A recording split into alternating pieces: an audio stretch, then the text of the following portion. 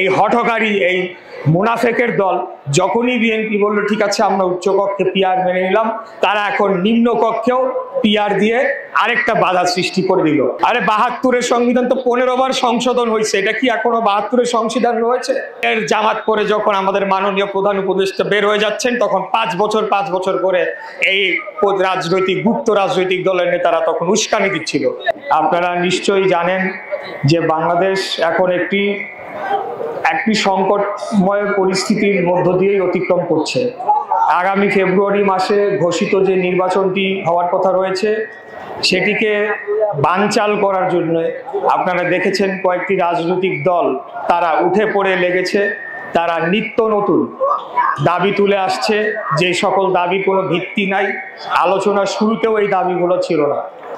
এখন বিষয়টি হচ্ছে বাংলাদেশ জাতীয়তাবাদী দল বিএনপি কতটুকু আন্তরিক হলে ৯ মাস যাবৎ তাদের সাথে আলাপ আলোচনা ঐক্যমত্য গঠন করে বিভিন্ন ধরনের শর্ত যেগুলো আমাদের প্রাথমিক তালিকায় ছিল না সেগুলোকেও মেনে নেওয়া হলো।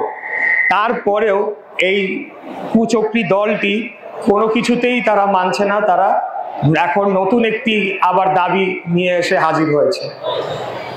উচ্চকক্ষের পিআর এর বিষয়ে শেষমেশ গিয়ে বিএনপি রাজি হয়েছিল, শেষমেশ গিয়ে, কারণ সেটাই উত্তম পন্থা।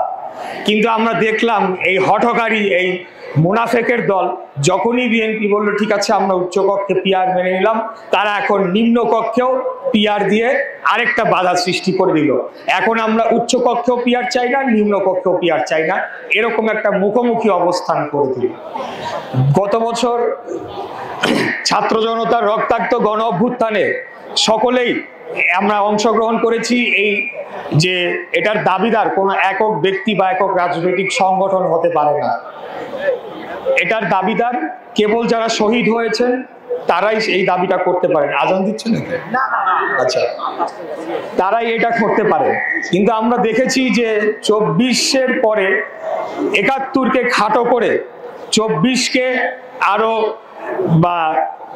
মানে ৭১-এর সামনে ২৪-কে আরো তুলে ধরার একটা অপচেষ্টা কারা করতে পারে, যারা নিশ্চয়ই ৭১-এ তাদের ভূমিকা সম্পর্কে বাংলাদেশের মানুষ অবশ্যই খুশি ছিল না, তাদের একটা দুর্বলতা রয়েছে বিধায় তারা এই কর্মটি করার চেষ্টা করেছে।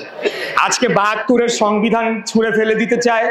আপনারা কি জানেন এই ৭২-এর সংবিধান ছুঁড়ে ফেলে দেওয়ার মধ্য দিয়েই কিন্তু শহীদ রাষ্ট্রপতি জিয়াউর রহমানের যে অর্জন, তার জাতীয়তাবাদ যে তিনি পরবর্তীতে প্রতিষ্ঠা করেছিলেন সেটিকেও ছুঁড়ে ফেলে দেওয়ার একটা অপচেষ্টা এটার মধ্যে রয়েছে। আরে ৭২-এর সংবিধান তো ১৫ বার সংশোধন হয়েছে, এটা কি এখনো ৭২-এর সংবিধান রয়েছে? আমরা বলবো এই যারা রাজনৈতিক দল এখন আগে গণভোট চাচ্ছে তারা নিশ্চিতভাবে বাংলাদেশকে একটা নির্বাচিত সংসদের থেকে আরো ৫ বছর দূরে ঠেলে দেওয়ার জন্য তারা এই কাজটি করছে। তারা দেখবেন প্রায় তারা উদাহরণ দেয় অতীতের গণভোটের কথা, তখন গণভোট হয়েছিল প্রেসিডেন্ট থাকবে হা কি না। আমার তো এখন বিশ্বাস হয় যে এই গণভোটের মধ্যে তারা এমন কিছু লিখে দিবে যে হা বা না, যে এই বর্তমান সরকার ৫ বছর থাকবে হা, এটাকেই তারা জয়যুক্ত করিয়ে প্রথম দিকে তারা যে চেষ্টাটি করেছিল ৫ বছর দেখেছেন আপনারা। ঈদের জামাত করে যখন আমাদের মাননীয় প্রধান উপদেষ্টা বের হয়ে যাচ্ছেন তখন ৫ বছর করে এই গুপ্ত রাজনৈতিক দলের নেতারা তখন উস্কানি দিচ্ছিল। তাদেরই প্রকল্পের অংশ এটা, কারণ তারা জানে তারা ভোটের মাঠে ভোটের লড়াইয়ে তারা আসলে কোনো ভাবে টেকার কোনো সম্ভাবনা নেই, যার কারণে এখন তারা যে রাষ্ট্র ক্ষমতা ভোগ করছে তারা তাদের প্রভাব খাটিয়ে বিভিন্ন ভিসি ডিসি শিক্ষা প্রতিষ্ঠান নানা ধরনের ব্যাংক দখল নানা ধরনের দখলবাজি তারা করছে। এটিকে অব্যাহত রাখার জন্য নিজেদেরকে শক্তিশালী করার জন্য পাশাপাশি যত দিন যাবে বিএনপির উপর চাঁদাবাজ এইটা ওইটা বিভিন্ন ধরনের অপবাদ দিয়ে আমাদের জনপ্রিয়তা কমানোর চেষ্টা করছে। তাই আমি আজকে বিনীতভাবে আমাদের সামনে উপস্থিত মুরব্বিয়ানরা রয়েছেন, আপনারা শহীদ রাষ্ট্রপতি জিয়াউর রহমানের আদর্শের রাজনীতি দেখেছেন, আপসীর নেত্রী দেশনেত্রী বেগম খালেদা জিয়াকে দেখেছেন, যিনি আজান দিচ্ছেন,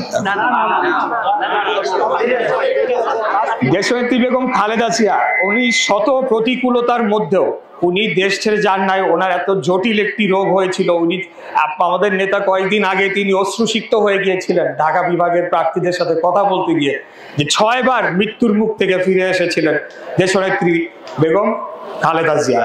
এটা হলো তার গণতন্ত্র এবং বাংলাদেশের সার্বভৌমত্ব এবং ওনার নেতা কর্মীদের প্রতি যে অগাধ ভালোবাসা, সেটির একটা বহিঃপ্রকাশ আমরা দেখতে পেয়েছি।